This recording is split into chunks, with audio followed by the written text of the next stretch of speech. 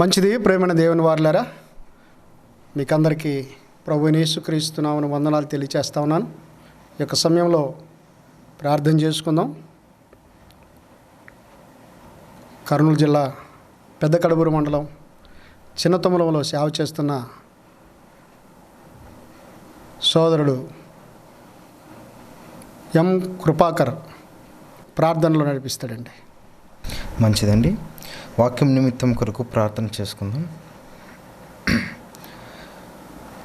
పరిశుద్ధుడు, ప్రేమ, నమ్మకము కలిగిన మా కన్న తండ్రి, మీ బంగారు పాదాలకు స్తుతులు స్తోత్రములు నాయన. అవును తండ్రి ప్రభా, అనేక దినముల వరకు మమ్మల్ని ఎంతగానో సంరక్షించి ప్రోక్షించి ఇంతవరకు ఇంకా సజీవ లెక్కలో ఉంచిన విధానాన్ని బట్టి మీకు వేలాది కృతజ్ఞతాస్తులు తండ్రి. అవును తండ్రి ప్రభా, ఈ విధంగా మరొక మారు ఈ వాక్యాన్ని వినిపించుటకు ఇచ్చిన ఈ సమయాన్ని బట్టి మీ కృతజ్ఞతాస్తులు తండ్రి. అవును తండ్రి ప్రభా, వాక్య భావంలోకి వెళ్ళి వాక్యంలో రీతిని మాట్లాడుచుండగా మీ కుమారుడు దైవజనుడికి మంచి వాక్యోపదేశాన్ని మీరు కలిగించండి నాయన. మీ సహాయము లేకుండా, మీ చిత్తము లేకుండా మేమేమి మాట్లాడలేము తండ్రి. కావున మీ యొక్క సహాయము దైవజనునిపై ఉంచి మంచి వాక్యోపదేశాన్ని, జ్ఞానాన్ని, సముచితమైన జ్ఞానాన్ని మీరు అందించగలరని ఆశిస్తున్నాం తండ్రి. వినిచిన మీ బిడ్డలకు కూడా విని విడిచిపెట్టేవారై ఉండుకోకుండా వాటిని గ్రహించుటకు మంచి పరిశీలన జ్ఞానాన్ని దయచేయగలరని ఆశిస్తున్నాం నాయన. విన్న వాక్యాన్ని 10 వంతులుగాను 20 వంతులుగాను 100 వంతులుగాను ఫలించేటు వాక్యంగా ఉండుటకు సహాయం దయచేయగలరని ఈ కొద్ది సమయాన్ని మీ చేతులకు అప్పగిస్తూ మా నజరేయుడైన యేసుక్రీస్తు వారి అతి పరిశుద్ధమైన నామములో నమ్ముటి నీ వలనైతే నమ్మువానికి సమస్తమును సాధ్యమే అన్న యేసుక్రీస్తు వారి అతి పరిశుద్ధమైన నామములు ఈ ప్రార్థన అడిగి వేడుకుంటున్నాం తండ్రి. ఆమేన్. గత సమయంలో 2 క్లాసులు మీరు విన్నారు. సాతాను ఎలా పుట్టాడు ఒక క్లాసు మీరు విన్నారు. సాతాను నివాసం ఎక్కడో విన్నారు. సాతాను అంతము ఎప్పుడు, సాతాను అంతం ఎప్పుడో తెలుసుకోవాలండి. ఒక మనిషి భూమి మీద బ్రతుకు ఎప్పుడు అంతం అవుతుందంటే ముసలితనం 60, 70, 80. మోషే గారు ప్రార్థన చేస్తూ మా ఆయుష్కాలం 70 సంవత్సరములు, అధిక బలమున్న ఎడల 80 సంవత్సరములగును అన్నాడు. మనిషి ఆయుష్కాలం భూమి మీద అది అంతం. ఈ శరీరానికి 80 సంవత్సరాలని కాదండి, 70 కావచ్చు, 60 కావచ్చు, 50 కావచ్చు, 10 కూడా కావచ్చేమో. గర్భంలో ఉండే పిండంగా పడిపోవచ్చు కూడా. ఇది మానవ దేహం యొక్క అంతం. అయితే ప్రేమైన దేవుని వారలారా, కొన్ని వస్తువులను మనం కొనేటప్పుడు ఓ రిఫ్రిజిరేటర్ లేదా ఒక టీవీ, ఒక ఫ్యాన్, ఒక మొబైల్ కొనేటప్పుడు దాని వారంటీ ఎంత ఉంటుందండి? ఎంతవరకు వారంటీ ఇస్తాం? ఒక బైక్ కొనుక్కున్నా, ఒక కారు కొనుక్కున్నా, ఆటో కొనుక్కున్నా, ఏదైనా అండి, దానికి ఒక టైం ఉంటుంది. ఆ తర్వాత అది పని చేయకుండా అయిపోతుంది. ప్రియమైన దేవుని వారులారా, ఇలా అంతమనే వాటిని మనం చూస్తాం. అయితే మానవ జీవితకాలం ఇంతకాలంలో అంతమైతే మనం కొనుక్కున్న వస్తువుల యొక్క కాలం అంతవరకు అంతమైపోతే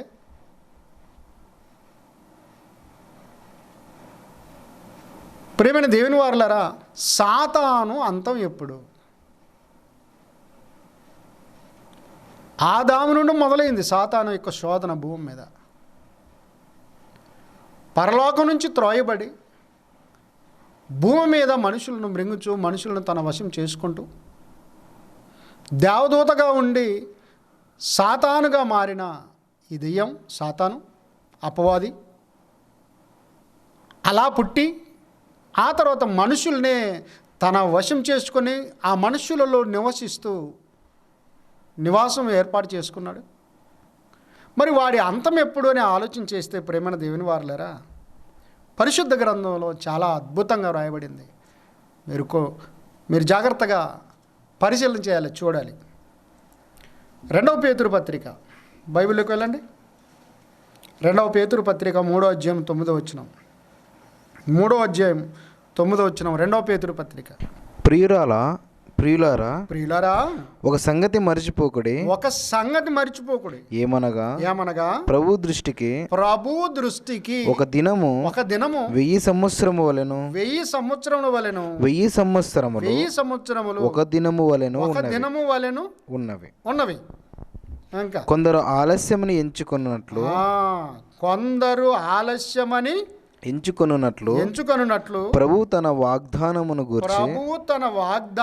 గూర్చి ఆలస్యము చేయువాడు కాడు కానీ ఎవడును నశింపవలెనని. మంచిది ప్రేమన దేవుని వారలారా, దేవుడు తన చేసిన వాగ్దానమును గూర్చి ఆలస్యము చేయువాడు కాడు అని రాయబడింది. ఏటి వాగ్దానము అంటే 2వ మారు యేసుక్రీస్తు వారు భూమి మీదకు వస్తారన్నది. మనుషులందరి నిమిత్తం యేసుక్రీస్తు వారు శిలువలో తన ప్రాణాన్ని అర్పించి సమాధి చేయబడి 3వ రోజు తిరిగి లేచి ఇదిగో పరలోకపు తండ్రి దగ్గరికి వెళుతూ ఉన్నప్పుడు అపొస్తలుల కార్యం 1వ అధ్యాయంలో ఇదిగో అనేకులు ఆయన చూస్తూ ఉన్నారండి. ఆయన వెళ్ళిపోతున్నాడు, ఆరోహణమే వెళ్ళిపోతున్నాడు. 2 దూతలు వచ్చారు. ఇదిగో మనుషులారా, మీరెందుకు ఆకాశం కనులెత్తి చూచుచున్నారు? ఎలాగైతే ఆయన పునరుద్ధానుడై ఆకాశ మేఘారుడై వెళ్ళిపోతూ ఉన్నాడో అలాగునే మరలా ఆకాశ మేఘారుడై వస్తాడు అని ఒక గొప్ప మాట చెప్పారు. కాబట్టి రాకడను గురించిన వాగ్దానమును గురించి దేవుడు ఆలస్యం చేయువాడు కాడు అని రాయబడింది. కాకపోతే ఎందుకు ఆలస్యం చేస్తున్నాడు? 2000 సంవత్సరాల క్రితం ఈ మాట రాయబడిందండి. 1వ శతాబ్దంలో రాయబడిన ఈ మాట ఏది? 2వ పేతురు పత్రిక 3వ అధ్యాయంలో ఆయన రాకడను గురించిన వాగ్దానము. దానిని గురించి ఆయన అలక్ష్యం చేయువాడు కాడు అని అంటే ప్రేమైన దేవుని వారలారా, చాలా జాగ్రత్తగా ఆలోచించాలి. ఎందుకు ఆలస్యం చేస్తున్నాడంటే అందరూ అంతటను మారు మనసు పొందవలనే. మరోసారి చదవనా మాట? 2వ పేతురు పత్రిక 3వ అధ్యాయంలో అందరూ మారు మనసు పొందవలనని కోరుచు మీ ఎడల దీర్ఘశాంతము గలవాడై ఉన్నాడు. ఎందుకు దీర్ఘశాంతం గలవాడై ఉన్నాడండి బాబు అంటే, మీకు ఇంకా ఇదిగో వాక్యం ప్రకటింపబడాలి, మీరు వినాలి, విన్న తర్వాత విశ్వసించాలి, విశ్వసించిన తర్వాత మీరు రక్షింపబడాలి కనుకనే. చూసారా, ఆయన దీర్ఘశాంతం గలవాడై ఉన్నాడు. మారు మనసు నందుమా, జాగు చేయకు సోదరా, తడవు ఎలా ప్రభు కడకే గరా, ఇక కడవరి కాలమాయేరా. ఇది ఎలా ఉంటుందంటే, పండిన రీతిగా ఇక పరపక్వమై లోకము. పండిన రీతిగా ఇక పరిపక్వమై లోకము. అకాల ఫలములు రాలిపోవున్నట్లు. ఇటట అకాలం. గమనించండి, ఇంకా టైం ఉంది దానికి, ఇంకా పండుగ మారాలి. కానీ అకాల ఫలములు రాలిపోవున్నట్లు గతించు ఈ లోకము. మారు మనసు నందుమా, జాగు చేయకు సోదరా, తడవు ఎలా ప్రభు కడకే గరా, ఇక కడవరి కాలమాయేరా.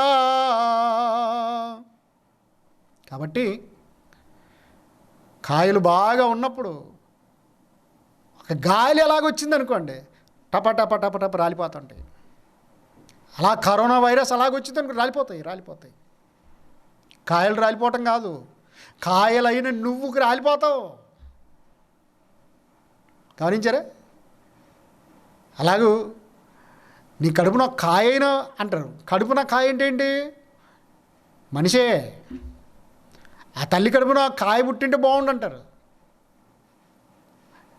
ఇప్పుడు ఆ చెట్టుకి కాసిన కాయల్లాగా నువ్వు రాలిపోతావు. రాలిపోదువో నీవు, కూలిపోదువో, తెలియదురా నీకు ఏ గడియో. ఏ టైం రాలిపోతో తెలీదు. కాబట్టి ప్రేమైన దేవుని వారులారా, మీరందరూ మనమందరం మారు మనసు పొందవలనని ఆయన దీర్ఘశాంతం కలవాడై ఉన్నాడని లేఖనం చెప్పింది.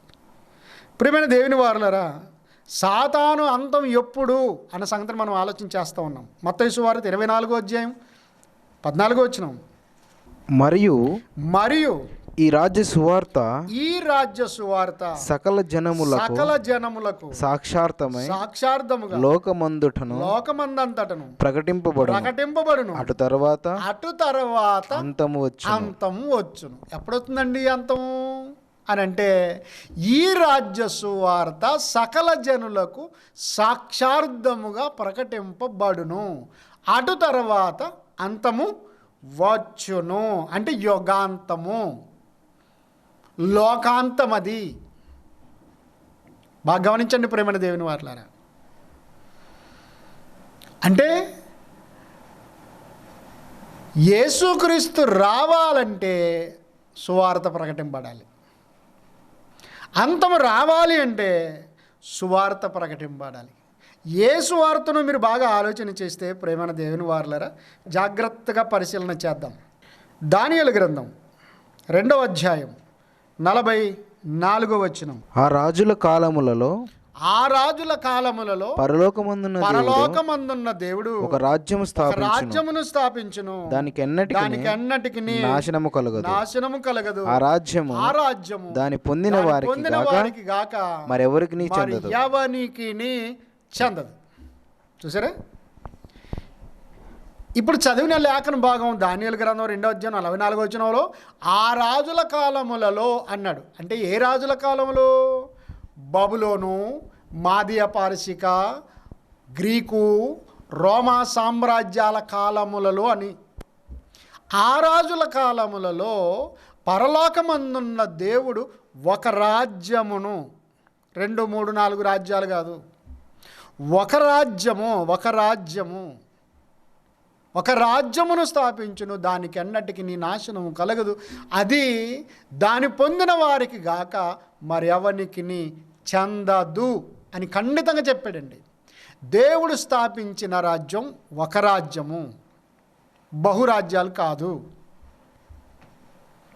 ప్రియమైన దేవుని వారులారా, చాలా జాగ్రత్తగా ఆలోచించేస్తే అంతం రావాలంటే ఎలాంటి సువార్త ప్రకటించాలని చెప్పింది మత్తయి సువార్తలో 24:14లో? ఈ రాజ్య సువార్త సకల జనులకు సాక్షార్థముగా ప్రకటింపబడును. అటు తర్వాత అంతం వచ్చును. ఇప్పుడు మీరు బాగా ఆలోచించాలి. ఈ రాజ్య సువార్త అన్నాడు. ఏ రాజ్యము అంటే దానియేలు గ్రంథం 2వ అధ్యాయం 44వ వచనంలో పరలోకమందున్న దేవుడు. ఎవరు పరలోకమందున్న దేవుడు?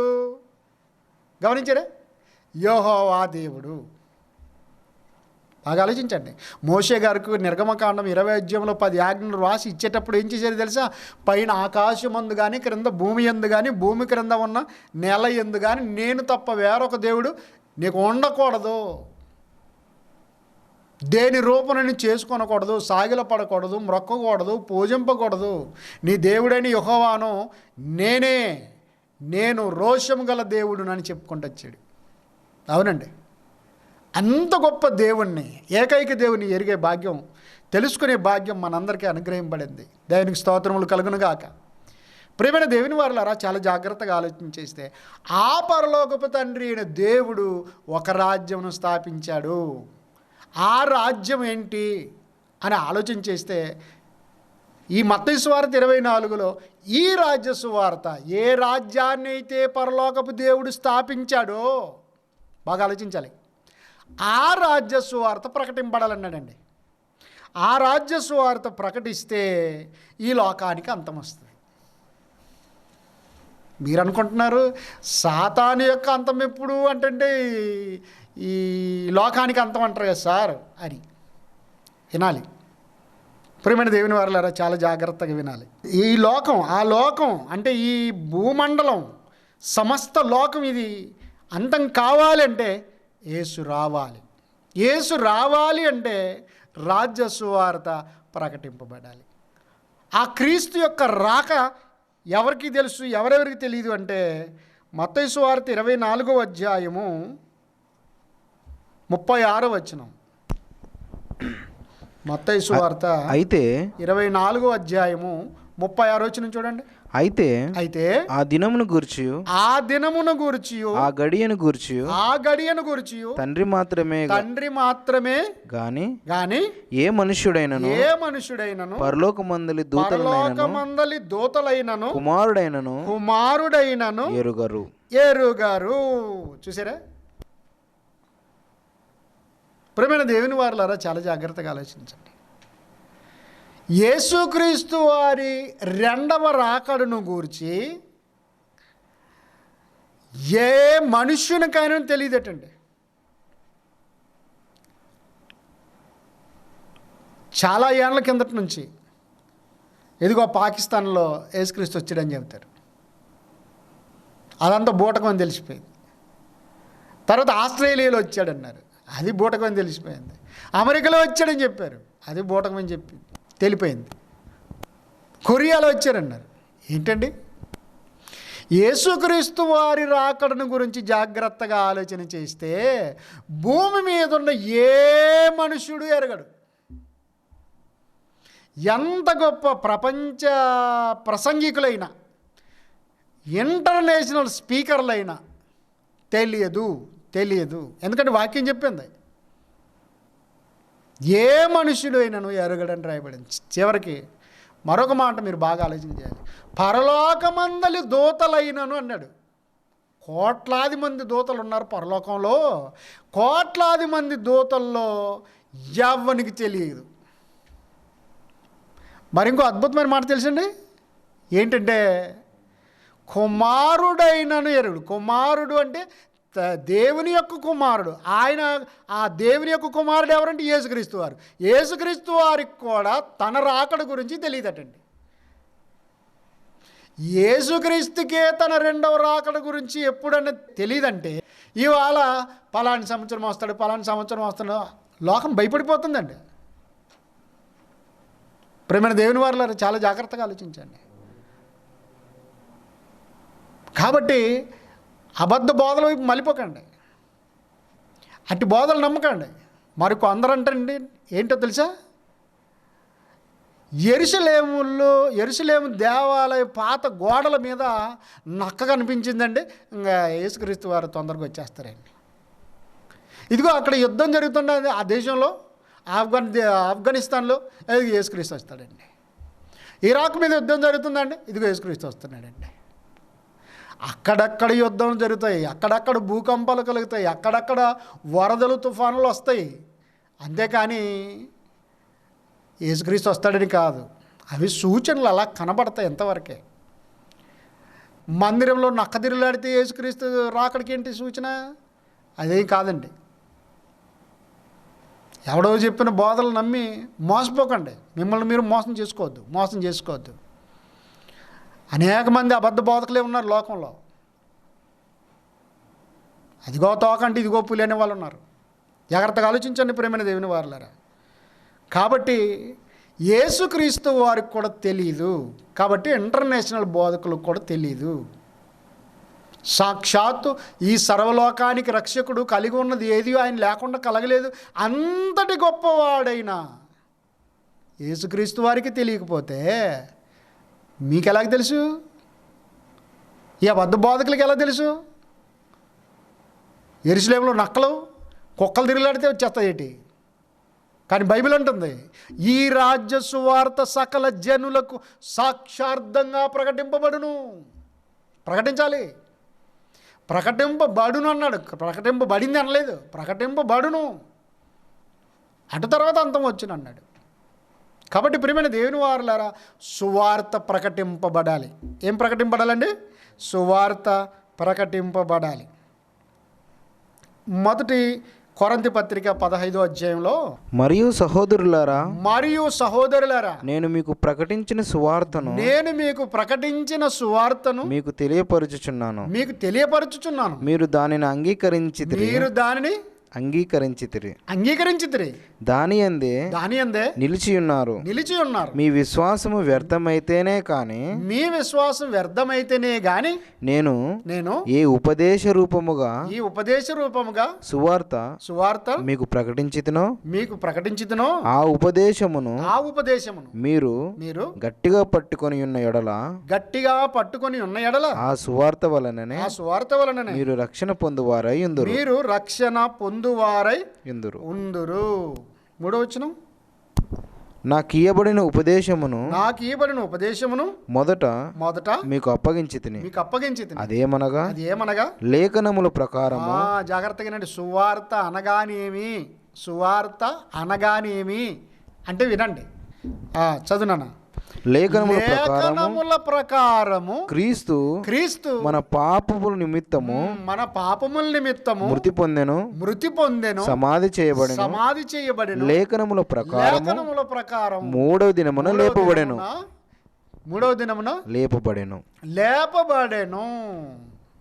బాగా ఆలోచించండి ప్రియమైన దేవుని వారలారా.